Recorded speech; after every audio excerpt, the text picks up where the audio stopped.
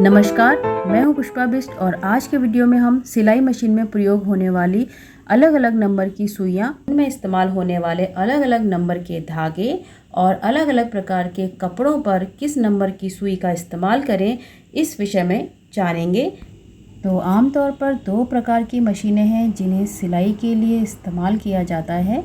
तो पहली मशीन है हमारे घरों में इस्तेमाल होने वाली हाउस होल्ड स्विंग मशीन। ये दो प्रकार की होती है, एक ऑटोमेटिक भी हो सकती है और आप साधारण हाथ से चलने वाली मशीन भी ले सकते हैं। तो इसमें ये जो निडल है ये लगाई जाती है, इसको हम HA/1 के नाम से जानते हैं। तो ये HA/1 अगर लिखा है तो इसका मतलब ये हमारे घर में इस्तेमाल होने वाली सिलाई मशीन, यानी कि ऑटोमेटिक हो या फिर साधारण मशीन हो, दोनों में यही सुई लगती है। तो ये जो सुई है इसके बारे में जानते हैं। इसका एक हिस्सा चपटा होता है, फ्लैट होता है, और दूसरा हिस्सा जो है वो गोल होता है। और यहाँ पर इस पे थोड़ा सा एक जगह पे कट दिए होते हैं जिसे ब्लेड कहा जाता है। सुई के भी अलग अलग पार्ट होते हैं और उनके नाम होते हैं।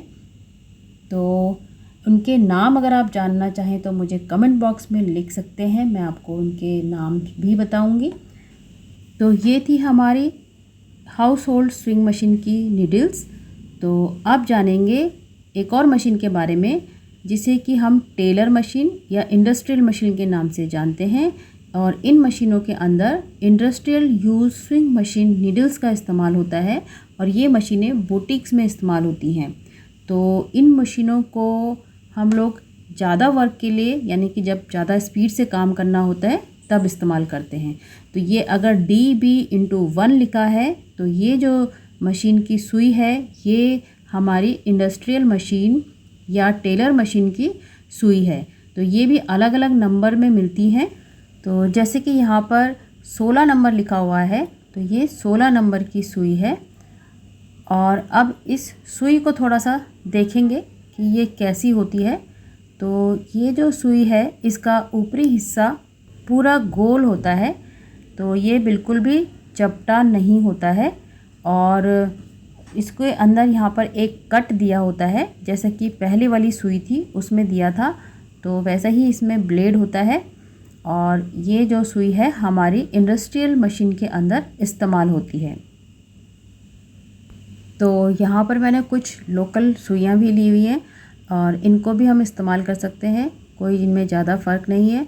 हाँ, थोड़ा क्वालिटी का फ़र्क हो सकता है पर और रेट का भी काफ़ी फ़र्क होता है। तो आप अपने बजट के हिसाब से मशीन की सुइयाँ इस्तेमाल कर सकते हैं।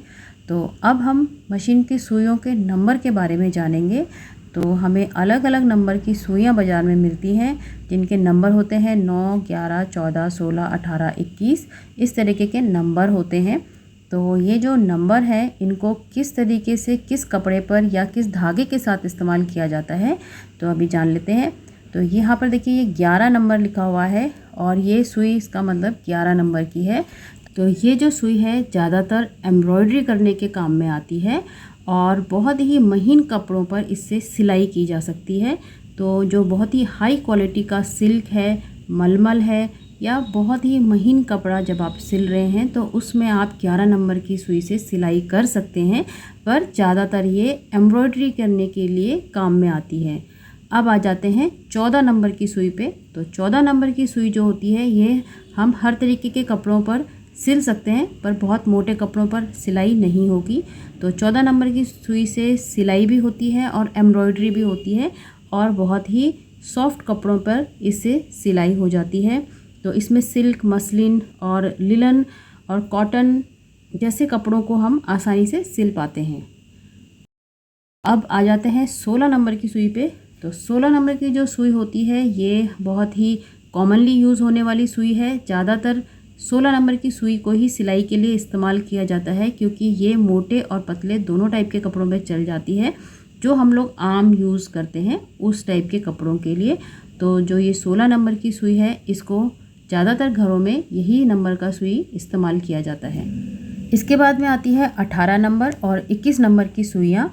तो ये दोनों ही हम आम इस्तेमाल में नहीं लाते हैं, लेकिन 18 नंबर की सुई अगर आपको जैसे कि जीन्स सिलना हो या फिर कैनवस का कपड़ा सिलना हो, तब हम 18 नंबर की सुई इस्तेमाल कर सकते हैं। पर्दे सिलने के लिए या कुशन कवर वगैरह सिलने के लिए भी 18 नंबर की सुई का इस्तेमाल कर सकते हैं। और 21 नंबर की सुई को लेदर या जैकेट्स, रेक्सिन आदि कपड़ों पर सिलने के लिए इस्तेमाल कर सकते हैं। अब थोड़ा सा धागों के विषय में जान लेते हैं। तो धागा बनाने के लिए विभिन्न प्रकार के फैब्रिक्स का यूज़ किया जाता है, जैसे कि सूती, नायलॉन, रेशमी, पॉलिस्टर आदि। सिलाई के लिए हमेशा मजबूत धागों का ही चयन करना चाहिए। जिस प्रकार सुइयों के नंबर होते हैं उसी प्रकार धागों के भी नंबर होते हैं। तो आमतौर पर सिलाई करने के लिए 60 से 100 नंबर तक का धागे का इस्तेमाल किया जाता है। और ज़्यादा मोटे कपड़े हैं तो उनके लिए 30, 40 और 50 नंबर तक का धागा इस्तेमाल किया जाता है। और अगर बारीक या रेशमी कपड़े हैं तो उनके लिए, जो बहुत ही मुलायम है, उनके लिए 60 से 80 नंबर तक का धागा इस्तेमाल किया जाता है। तो यहाँ पर मेरे पास जो धागे हैं इनको देख लेते हैं। तो धागों पर नंबर और उनकी प्लाई लिखी होती है, वो 2 प्लाई है या 3 प्लाई है, ऐसा लिखा होता है। तो यहाँ पर हम ये धागा देखेंगे। देखिए यहाँ पे लिखा है 60 नंबर, 2 प्लाई और 300 मीटर इस रील के अंदर धागा है। अब ये वाला धागा जो है इसमें 80 नंबर लिखा है और 300 मीटर धागा इसके अंदर भी है। इसमें 30 नंबर लिखा हुआ है। और ये जो धागा है कितना मीटर है इसमें लिखा नहीं है, लेकिन ये धागा काफ़ी मोटा है। तो ये 30 नंबर का धागा, जैसे कि मैंने अभी आपको बताया, ये थोड़े से मोटे कपड़े सिलने के काम में आता है। तो इससे आप जीन्स सिल सकते हैं और सोफ़ा कवर सिल सकते हैं। एम्ब्रॉयडरी भी इस धागे से बहुत अच्छे से हो जाती है। इस धागे को आप 16 नंबर और 18 नंबर की सुइयों के साथ इस्तेमाल कर सकते हैं मशीन पर। और वैसे हाथ की एम्ब्रॉयडरी के लिए भी इसको यूज़ किया जा सकता है। तो अब ये जो थ्रेड है 80 नंबर का थ्रेड है, इसको हम आम सिलाई के लिए इस्तेमाल कर सकते हैं। इसमें देखिए थ्रेड नंबर 60 लिखा हुआ है। तो ये 60 नंबर का धागा भी 11 नंबर और 14 नंबर और 16 नंबर तीनों सुइयों में ये वाला धागा चल जाएगा आपका। तो आप इसको किसी भी प्रकार के कपड़े पे सिलाई के लिए इसको इस्तेमाल कर सकते हैं। ये दोनों ही प्रकार के, मतलब मुलायम भी है और भारी भी है तो भी चल जाएगा, लेकिन बहुत मोटे कपड़ों पर ये नहीं चलेगा। तो जैसे कि ये वाला जो है, तो ये 14 नंबर और 16 नंबर के लिए ये वाला थ्रेड जब आप लगाएं तो इसके लिए 16 नंबर और 14 नंबर की सुइयाँ इस वाले थ्रेड पे चल जाएंगी। तो ये जो थ्रेड है ये इंडस्ट्रियल यूज़ का थ्रेड है। इस पर टैक्स नंबर 27 लिखा हुआ है। तो इस वाले थ्रेड पे भी 14 नंबर और 16 नंबर की सुइयाँ चल जाएंगी। तो इस तरह धागे की मोटाई देख करके आप पहचान सकते हैं कि किस सुई के साथ कौन सा धागा लगेगा। तो इस तरह से हम अपनी सुइयों को पहचान कर उनके साथ धागे का मेल कर सकते हैं और कपड़े को पहचान कर सुई और धागा दोनों का किस तरह से इस्तेमाल करते हैं ये जान सकते हैं। तो मशीन की सुई के नंबर और विभिन्न प्रकार के कपड़ों पर अलग अलग नंबर की सुई का इस्तेमाल यहाँ पर बताया गया है। तो आप इन्हें नोट कर सकते हैं। और वीडियो अच्छा लगा हो तो चैनल को लाइक, सब्सक्राइब करना ना भूलें। तो मिलते हैं अगले वीडियो में। धन्यवाद, नमस्कार।